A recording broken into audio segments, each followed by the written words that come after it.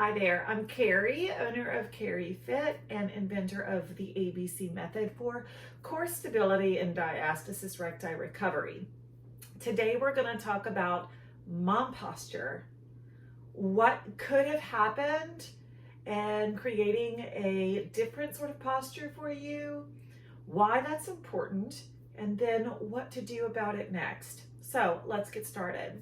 When you are pregnant or when any kind of change happens in the center of your body, your literal gravity center point changes. So if you think about it, the center of the body going out just creates a lot of weight here on the front. So there's two things that happen.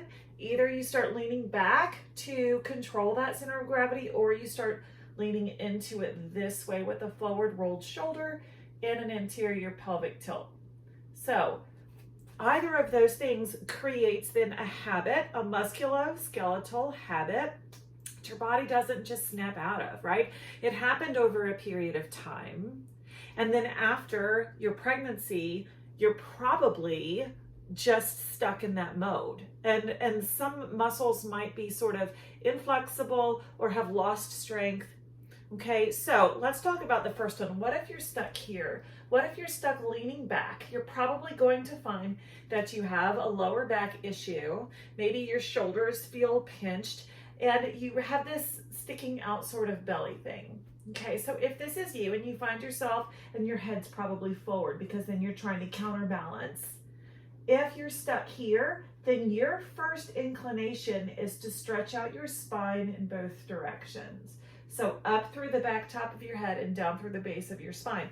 That will change how you feel on the inside of your body immediately. Then it's just catching yourself and redirecting when that happens.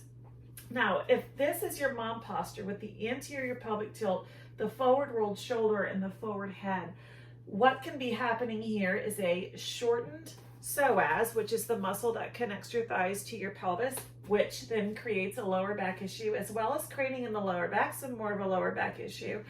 We could have a stuck muscle here where the front of the deltoid is sort of adhered to the pectoralis, which is your chest muscle. Weakness in the back of the shoulder and the upper back, sort of creating a hunchback effect, and then head forward, creating soreness in the neck. At the same time, your ribs are pushing down into your belly, and you've got this anterior pelvic tilt, which means that your belly is hanging out and you're struggling finding control over those muscles. So there is a lot to touch on here. Don't expect this to be perfect immediately.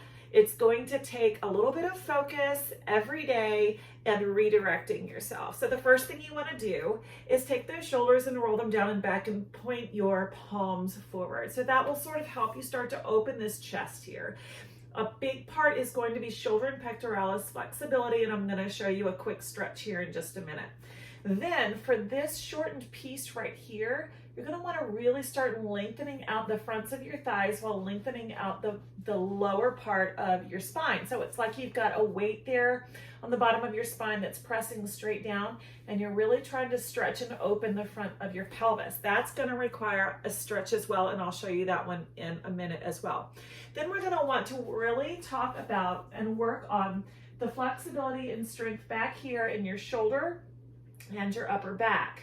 And if you're stuck here and you're really struggling in weakness there, just getting the shoulder blade to lay flat, first of all, it's going to be that flexibility thing, but second of all, it's going to take some strength.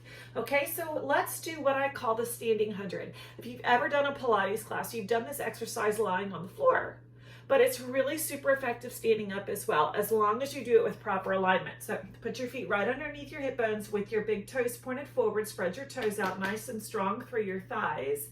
Zip up something that's one size too tight all the way up to your sternum, so super high leggings, then press down through the base of the spine and up through the back top of your head. Now point your palms behind you, roll your shoulders down and back, and try to get your shoulder blades towards your pockets, and we're just going to start rocking the arms forward and back. Now, this might seem easy at first, but I want you to start pretending like you're pushing against really strong water, and I want you to go a little faster and with a bigger range of motion than you feel like you can control. As soon as you start pushing against that boundary of your personal strength. See what my body is doing? It's wanting to rock forward and back. And so if I completely let go of my strength and just allowed myself to go forward and back, I'd look something like this. So I'm really trying to control by drawing the navel up and in.